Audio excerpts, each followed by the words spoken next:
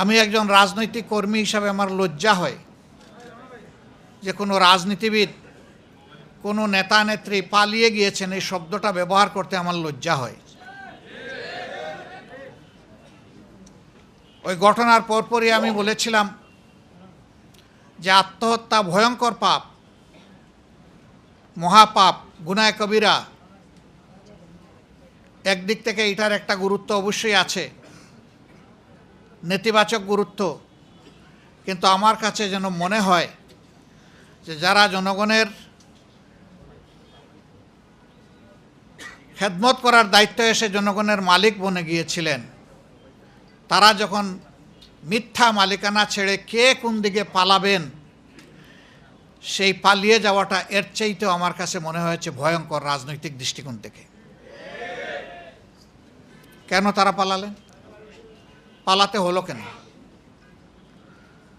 তারা জানেন তারা কি পরিমাণ অপকর্ম করেছেন, মানুষের উপর জুলুম করেছেন, মানুষের হক নষ্ট করেছেন, সম্পদ লুণ্ঠন করেছেন, দেশের বাইরে টাকা পাচার করেছেন, অন্যায় অত্যাচার করেছেন। তাদের হাতে অত্যাচারিত হয়নি এমন একজন মানুষও বাংলাদেশে খুঁজে পাওয়া যাবে না।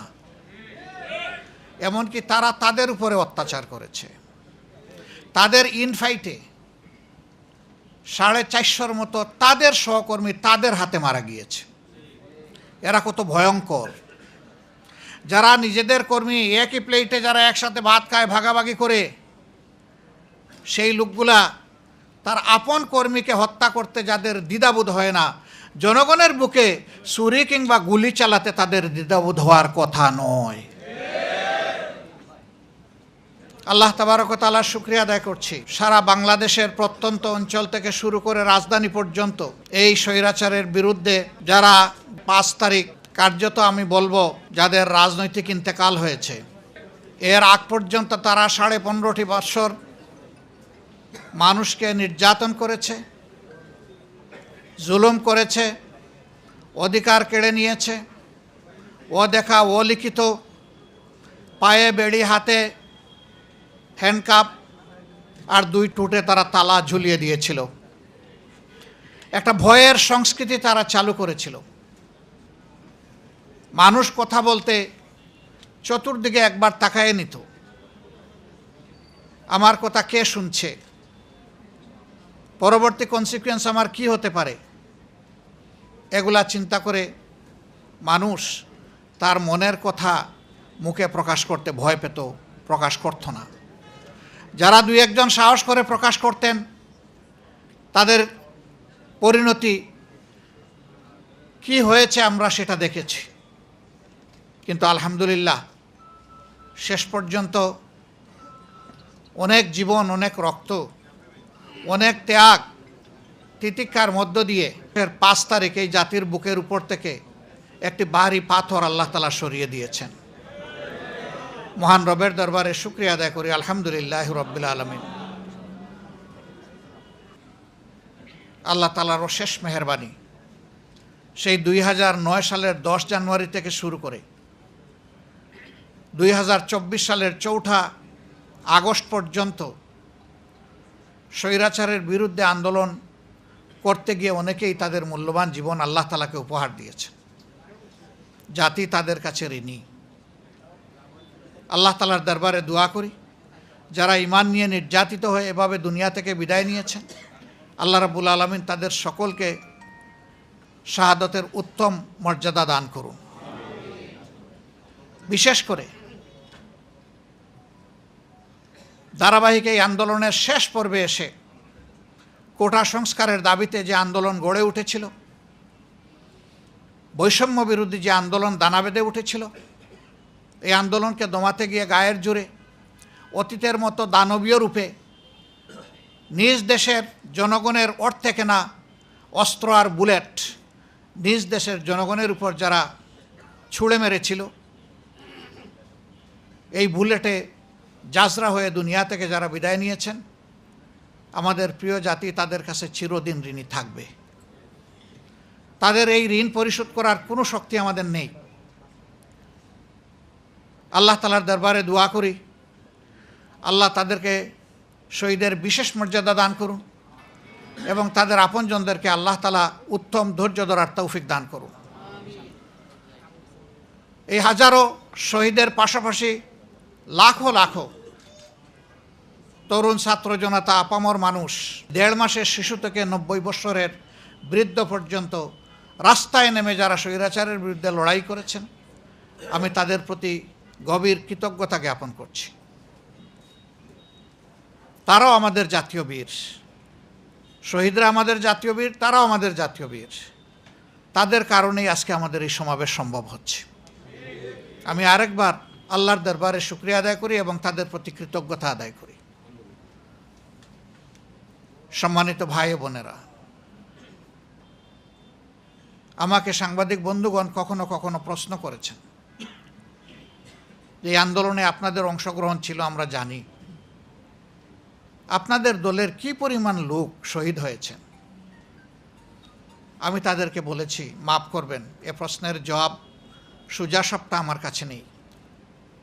যারাই শহীদ হয়েছেন তারাই আমার, তারাই আমাদের, তারাই গোটা জাতির। আমরা শহীদদেরকে কোনো দলীয় সম্পত্তি বানাতে চাই না। শহীদরা গোটা জাতির সম্পদ এবং তারা জাতীয় বীর, এই মর্যাদাই তাদেরকে দেখতে চাই। এখানে দাঁড়িয়ে আমার একজন আইনজীবী বন্ধু, তিনি শহীদদের জন্য, শহীদ পরিবারের জন্য সরকারের কাছে একটি কম্পেনসেশন দাবি করেছেন, আহতদের জন্য একটা দাবি করেছেন।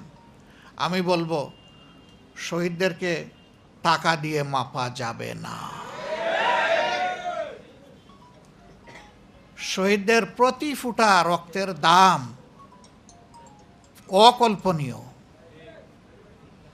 এই রক্তই এই দেশের মাটিকে পরিচ্ছন্ন করে দিয়েছে। হ্যাঁ, তারপরেও যে পরিবারের একমাত্র সন্তান শহীদ হয়ে গেল, সেই পরিবারের প্রতি সরকার এবং সমাজকে মানবিক দায়িত্ব পালন করতে হবে। এটা তাদের প্রতি কোনো দয়া নয়, সহানুভূতি নয়, এটি আমাদের জাতীয় দায়িত্ব এবং এটা হতে হবে সম্মানজনক। সম্মানের সাথে এই পরিবার যাতে বসবাস করতে পারে, এরকম করেই তাদেরকে অবশ্যই সহযোগিতা করতে হবে। আমার কাছে উত্তম মনে হয়, ওই রকম অনুগ্রহ আর দয়ার ভাব না দেখিয়ে প্রত্যেকটি পরিবার থেকে যারা কর্মক্ষম রয়েছেন তাদের যোগ্যতা মাফিক তাদেরকে সরকারি চাকরি হাতে তুলে দিতে হবে। তাহলে এই পরিবার কারো কাছে হাত পাতার তার প্রয়োজন হবে না, তারা সম্মানিত বোধ করবে এবং এটি রাষ্ট্রীয় দায়িত্ব। আজকে যারা উপদেষ্টা পরিষদে এসেছেন, এক ভাই বলেছে যারা বসেছেন, না তারা বসেনি, আমরা বসিয়ে দিয়েছি। গোটা জাতি তাদেরকে বসিয়ে দিয়েছে। কাউকে না কাউকে প্লেনের ককপিটে বসতে হবে প্যাসেঞ্জারকে ডেস্টিনেশনে নিয়ে যাওয়ার জন্যে, এবং যারা বসবেন তাদের নো হাউ থাকতে হবে। তারা জানবেন যে কী বিষয় নিয়ে তারা বসেছেন, কি তাদের দায়িত্ব। আমরা তাদের উপর আস্থা রাখার পক্ষে। আমরা দেখতে চাই তারা সফল হবেন। তারা সফল হলে বিপ্লব সফল হবে।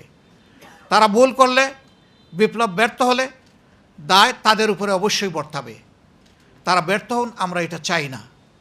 এই জন্যে জনগণের পক্ষ থেকে আমরা তাদেরকে অর্থবহ সহযোগিতা করতে চাই।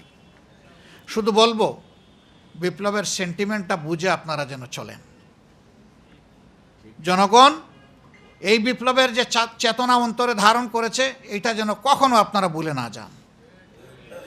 এখানে কারো খেয়ালখুশি ব্যক্তিগত ইচ্ছা মতো চলার, বাস্তবায়ন করার কোনো সুযোগ নেই। ইতিমধ্যে বিভিন্ন জায়গায় পুনর্বিন্যাস করা হয়েছে, কিছু সংস্কার আনা হয়েছে এবং ব্যাপক অসন্তোষ কোনো কোনো ক্ষেত্রে দেখা দিয়েছে। কেন এটি হবে? এই ব্যাপারে যথেষ্ট সতর্কতা অবলম্বন করা উচিত।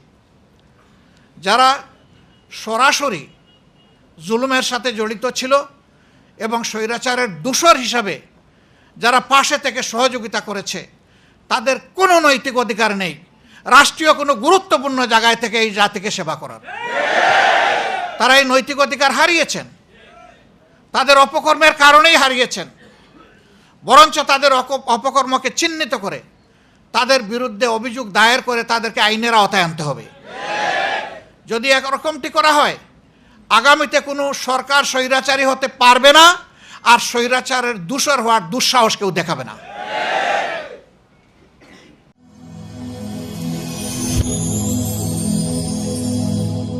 Rose TV 24. Enjoy by listening to the Holy Quran.